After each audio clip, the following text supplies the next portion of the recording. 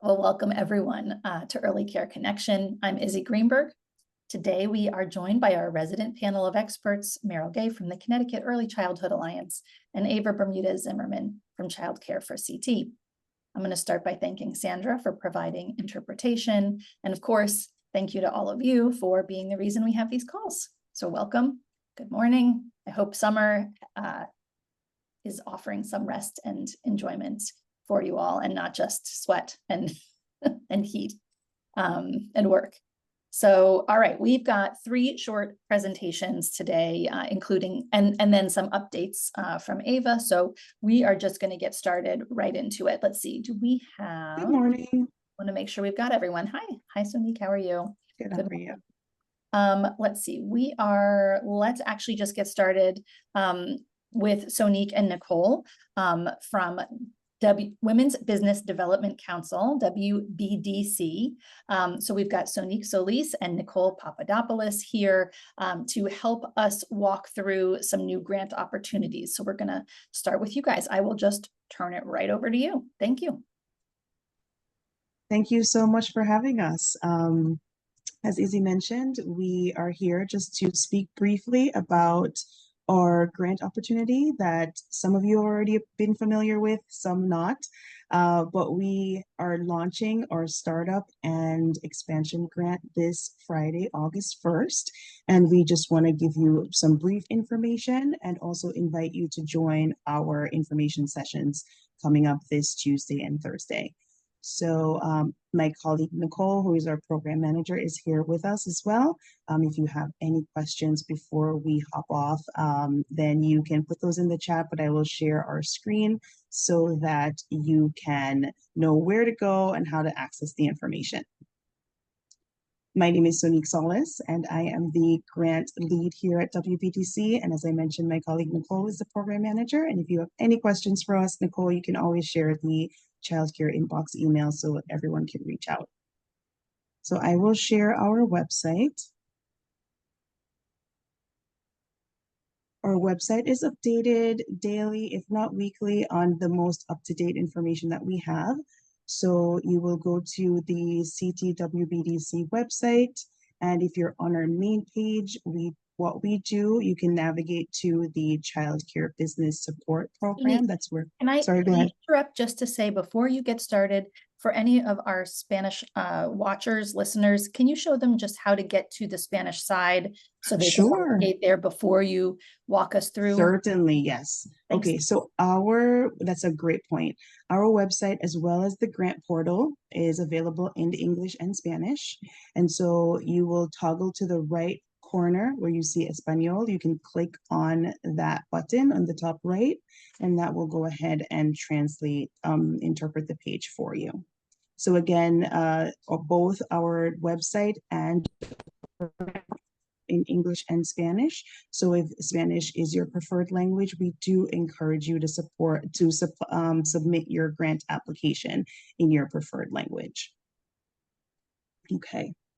So you'll go to the Child Care Business Opportunity Fund page, and we're pleased to offer grants in partnership with the Office of Early Childhood for up to $25,000. And again, we will go deeply into the grant programs if you would love to join us on our information sessions. So we have this Friday, August 1st, the startup grants and the expansion grants will open on August 1st. For startup, that is for family homes, groups, and centers, and for providers who are in the process of becoming licensed, as well as those who are open and operating for less than a year. Similar for the expansion grant that also opens August 1st, and this is for projects up to $25,000 for programs that are open 2 years or more that are increasing their license capacity. The period of this grant program only for startup and expansion will be open from August 1st to August 31st. And as I mentioned, we will have information sessions as well as our business advisors are available to help support you through the process. We have detailed information on each grant. And how do you sign up for the information session? You could see here, learn more about the startup grant. You'll click on information session and you can go ahead and register for the date that works for you. we will have sessions in English and Spanish. For example, on Tuesday, we will have it in Spanish and on Thursday in English. And you have the opportunity twice, both this week and next week, to join us at your convenience. I'm just going to go back one step and mention quickly our emergency facilities grant that is currently accepting the pre-application, that is the eligibility screening form, and that is a rolling application process that will be open until October 31st or until we exhaust the funding that we have. So that one, it is based on your program's particular need. And if you're having an emergency need, you can reach out to us by email or phone, and then we will help navigate you through that process as well. So again, I just wanted to quickly share that this Friday, August 1st, our startup and expansion grants will be open, and you have the opportunity to join our information sessions. It's by Zoom, and you can join in your preferred language, English or Spanish, and we are always here to help you. I'd like to stress that you should not pay anyone to help you during this application process. WBDC is here to support you from start to finish. Nicole, is there anything that I missed? No, you're spot on. We hope everyone can apply to our grants, and yeah.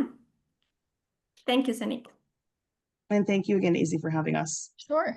Let's see if there's any, I don't think we have any questions, but you guys, this is the time to put it in the Q&A if you have any questions. Okay. I think we're perfect. good. All right. Thank you so much. And thank you guys always for being here and helping, this community. It's you as well. Fantastic and appreciated. Okay, great.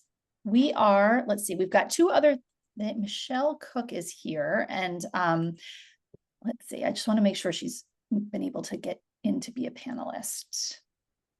See whether we have the right one. There are two Maggie Adair's, and we're going to pick one of them. I think I picked the right one. Okay, no, maybe not. All right, well, that's we'll figure that out, and we'll get Michelle on to speak with everyone. Thank you so much, Nicole and Sonique. We're going to move on to Jeanette Hernandez. Jeanette, welcome. Just to give a quick introduction, Jeanette works with the ABA Center of America of Connecticut, and she does in-home and center-based services for kids with autism, and just wanted to kind of let this community know about what they offer. So Jeanette, you can unmute and take it away. Good morning, and thank you for the opportunity. And I am so grateful to talk to families and providers. So thank you for the opportunity. Yeah. So ABA Centers of Connecticut, we're called America because we're all statewide. We go from Florida all the way to Maine to New Jersey and other locations statewide. And we just started here in Glastonbury. We're opening a center in Glastonbury, which is in the process. We also are available in Stanford. It's going to be center-based in those areas, but our services are statewide. So what's going to happen is I am the new case manager for the region for right now. I'm assigned to all the towns, big towns and centered communities to provide outreach support to families. So what's going to happen is families can reach out to me. And through me, we are going to be able to sit down with the family and go through the process of seeing what their needs are for the children with autism. We do have, we're going to have individual assessments, qualified people to provide support for families that are still in the process of trying to reason on what the child's needs are. We're working with doctors. We're trying to work with the schools as well. But most important is with the parents, understanding their needs and their support. There are going to be providers at the home as well as school, depending on the plan of support that the families are in need of. We're going to sit with them and make sure that we are meeting their needs. So ABA Centers of Connecticut will provide statewide support to all families. They will be able to ask us questions, come out to presentations that we offer, or if they would like us to come out to their community and do a presentation about our programs and what it looks like. We are on, we just got our Facebook presentation about ABA in Connecticut. You can look us up under ABA Centers of Connecticut in your Facebooks. But if you have any questions or concerns, you can definitely call me. My name is Jeanette Hernandez, and I am in J. Hernandez ABA Centers.com. If there's Ava, any could you put questions. those into the chat? Yeah, Jeanette, what if there are providers here who are interested in, connecting with you or trying to use their service for families in their community? Can a center get in touch with you directly, or is it more, Yes. or a home-based, or is it more for the parents to contact you? Either way, we're trying to partner up and collaborate with as many providers in the community. I've done a couple outreach in the community hospitals. I just went to the museum over in Waterbury, and we talked to a few parents and talked to them about how to go in and do some presentations with families, the libraries. We're gonna try to be in the community as much as we can just to get the word out, and not so much just because of our support, but answer questions to families who are in concerns right now with the support that they need. We're looking, and the ages are 15 months old to 22. But if there is an older child, but you need some support, we can connect you with other partners and collaborative health programs that we're connecting with right now in Connecticut. We are private insurance focused, but does not stop me or anyone in our staff to working with families from Husky to connect them to support within the community. So we're collaborating with a lot of Husky and Medicaid providers to make sure families do get the support. Great. All right, anything else, people? Let's see, are there questions here? Let me just double check. Do you offer staff training on autism for center-based staff in person or on Zoom, or is it only for parents? We do it for everyone, and staff providers, we do it for families, and we do it for community organizations. So if you're interested, shoot me an email. Definitely make sure that we connect our executive director with your organization so that we can come out and do that training for you. All right, fantastic. And I think before, we'll wrap up, but before you jump off, if you could make sure that the website and your email address in the chat is correct. Jeanette, do you also offer these in Spanish and in English, or only in English? We do. We have translators, and we definitely want to make sure that we're meeting all family needs in whatever language we have to find interpreters to do. Our main goal is to make sure that those families with autism get the support in their main language, and we provide support for them in Spanish, whatever language we need to connect with to make sure families get the services. Great. All right, thank you so much. I appreciate your time today, and I think that's it for the questions. Oh, wait, hold on. Is the Ava, could you ask this question for Maria in the chat? See. Good morning, everyone. This is a very important topic that I think we should all discuss. We live in days with difficult situations. I have 2 kids that I care for with autism. Yeah, right. Okay, thank you so much for that comment, Maria. And yeah, this is a very relevant topic for sure. So, okay, thank you. And thank you so much, Jeanette. Okay, Thank you. Day. Okay, next up, we have Michelle Cook with an exciting announcement. Welcome, Michelle. Nice to see you. Good morning, everyone. Nice to see you all on this very hot Monday morning. Thanks for having me, Izzy, and everybody else. I greatly appreciate it. And a reminder that Michelle started to interact with us as a legislator, as somebody who was doing important work, advocating for childcare for families and children, hosting the state's early childhood caucus, and then moving over to Office of Early Childhood. So I'm just going to turn it over to you, Michelle, to talk about your new role. Well, thank you. Thanks for everybody for having me and for all the great work that you all do. I'm not sure how many people had heard the news last week, but I have been given an opportunity to be the Office of Early Childhood's first ever ombudsman. And so we are moving along in that role as we recognize that this was an incredible legislative session and year for early child care in the state of Connecticut. We recognize here that the office is going to have a ton more work to do. And so I have been, I've accepted the role as our first ombudsman.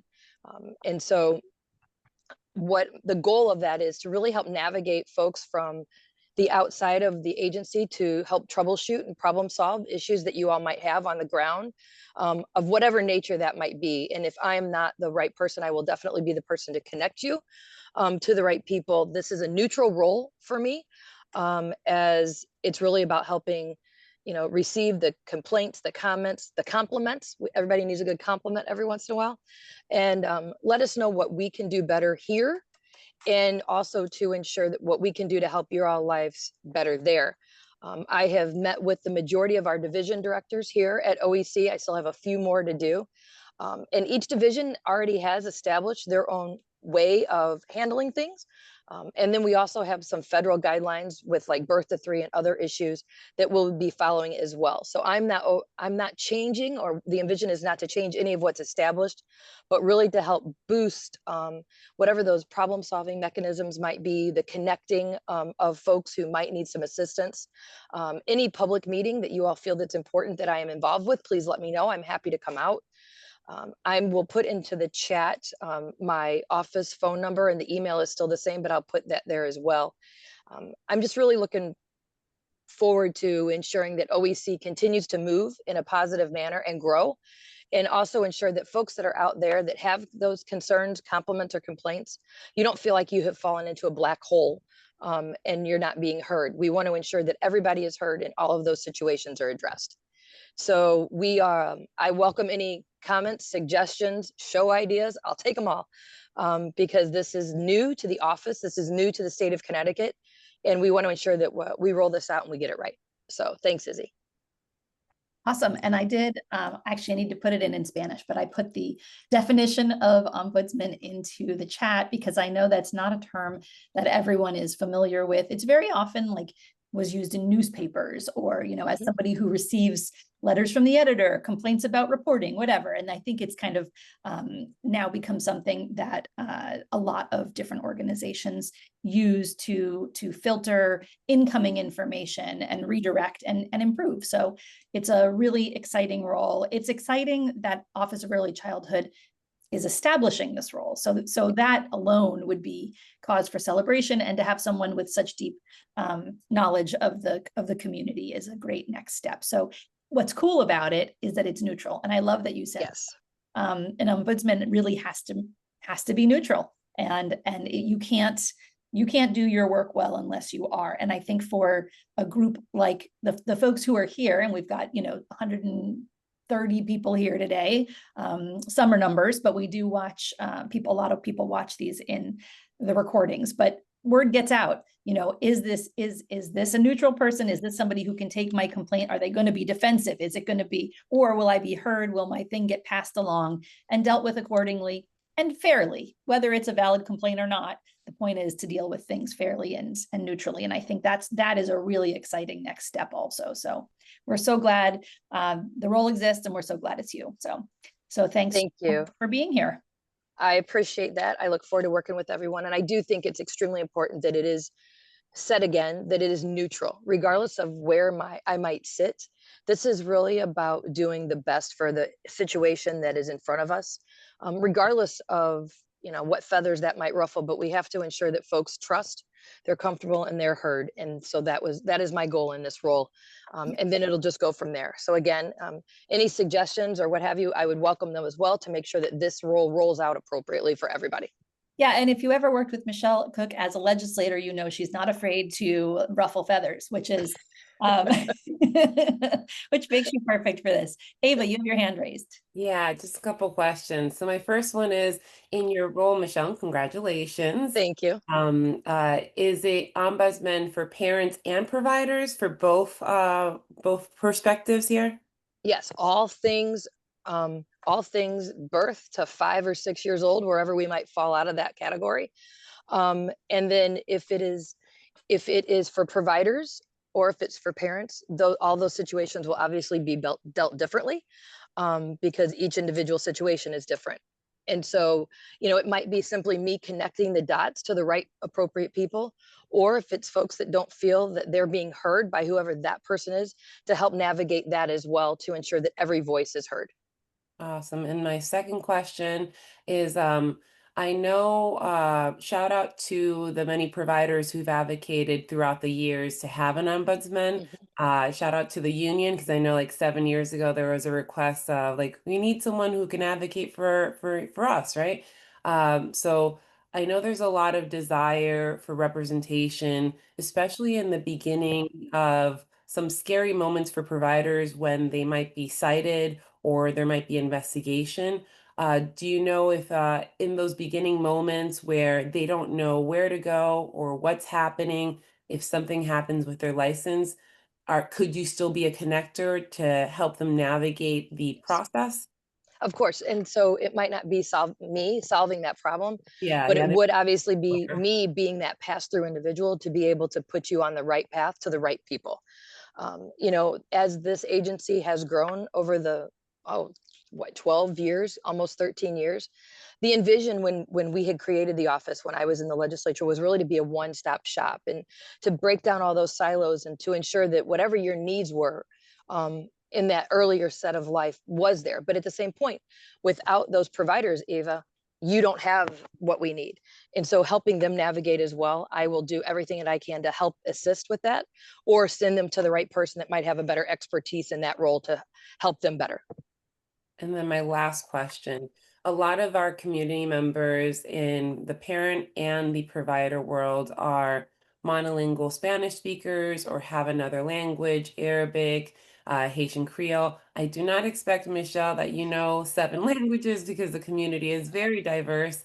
But does the state have the ability to offer you support for translation, interpretation when you have those needs when interacting with those parents and providers?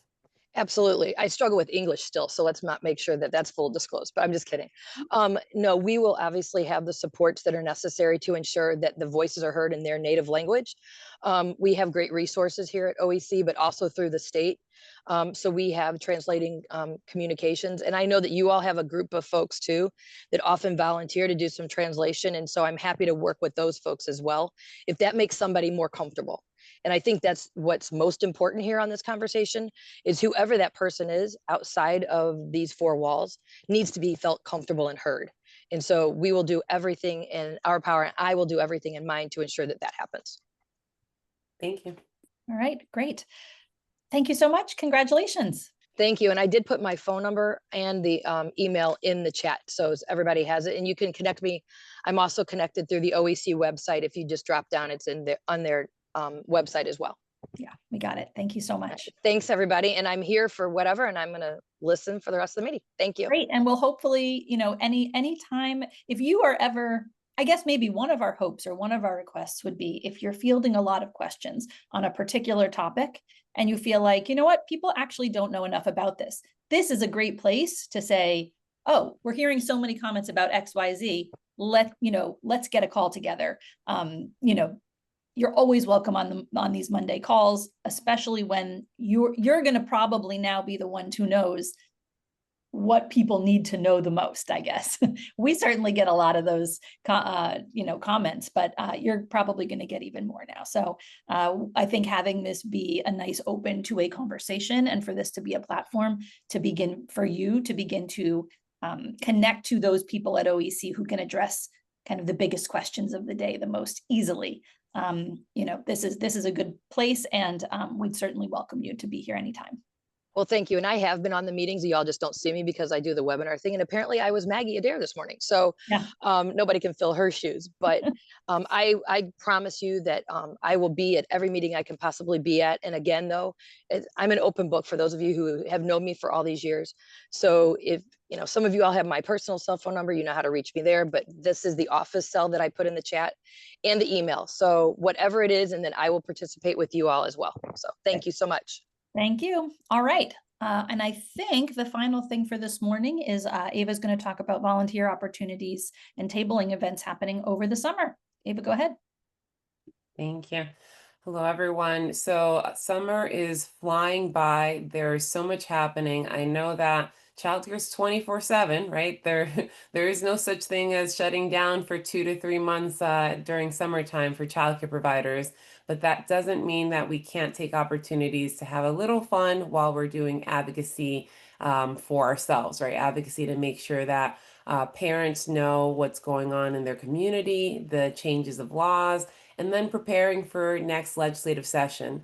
As many of you have been tracking on the federal level, there's been a lot of changes happening with funding, a lot of conversation and changes with Medicare, and we still have no idea what the impact will be exactly here in the state of Connecticut and how legislators in Connecticut are going to react and switch around some funding.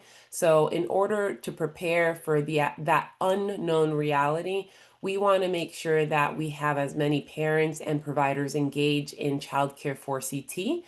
We're doing some tabling events all through summer and fall to try to connect with families. We're aiming for Fridays, Saturdays, and Sundays. And I know that most of you really use the weekend to spend time with your family. But if you're going to a fair near you, this is not a big ask here. You know, if you already have some plans with your kids, with your family or friends on the weekend in a community festival or a community fair, we are most likely going to be there as well. So all the small community fairs, we're signing up to have conversations with anyone who's walking in front of us. This past weekend, we were at the Lebanon Country Festival. We're signed up for Bethlehem. We're signed up for Bridgewater, Litchfield events, Goshen. We're trying to be at every single corner of the state of Connecticut. And we're really hoping that we can get a volunteer for an hour or two. If you're amenable to more hours, then awesome. But we just want to make sure we're having conversations. For providers, it's a great opportunity to meet family and parents that you might not know are in your own backyard, especially if you're up and coming and new. I just met a provider this past weekend who opened up a child care center in Hartford. Jada, shout out to Jada and Little Learners. So if you ever interact with Jada from Hartford, from Little Learners, give her some love. You know, starting up a new business is really hard, definitely not easy, but it takes a village to make sure that we're motivating each other, supporting each other, and really understanding the connection of what's happening between state legislature, policy, and your day-to-day lives. So I'm going to have Izzy put the direct sign up in the chat so you can check it out. If you want to participate, let us know and have a awesome opportunity to connect with parents around you, have some fun, eat some funnel cake, and keep the summer bright and shiny with some hope while we're spreading the word of all the awesome work that we've been doing during this session. All right. Thanks, Ava. And those links are right in there. You can go right to the website or there's a direct sign up. So either one, if you're going to share it out, I guess sharing out the website's a little bit easier, but whatever works for you. Meryl, I don't believe you have any updates today. But No, Congress is in recess, so they're not doing anything bad right now.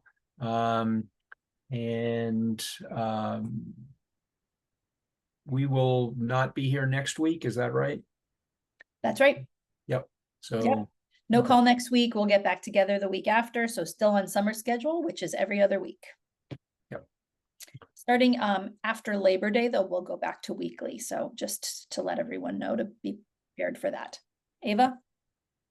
I just wanted to give a heads up to folks that I shared Jeanette Hernandez information about autism. So again, if you want to connect with her directly to get some autism support, then it's in the chat. I didn't add the flyer she gave me because I didn't make it into a Google PDF, but I'll make sure Elisa adds it into the recording. Great. All right. I think that's it. Nice and easy today. Summer. All right. I hope everybody gets a little rest today or this week, not Monday. You're probably not going to rest. I hope everybody has a wonderful week, that you get the rest you need over the weekend, and we will see you not this coming Monday, but the one after. Thank you so much to all of our guests today, to Women's Business Development Council, to Jeanette, to Michelle Cook, Sonique and Nicole, and of course, Sandra, and our full community for being here and paying attention after all this time. All right, we'll see you in 2 weeks. Thanks, everyone.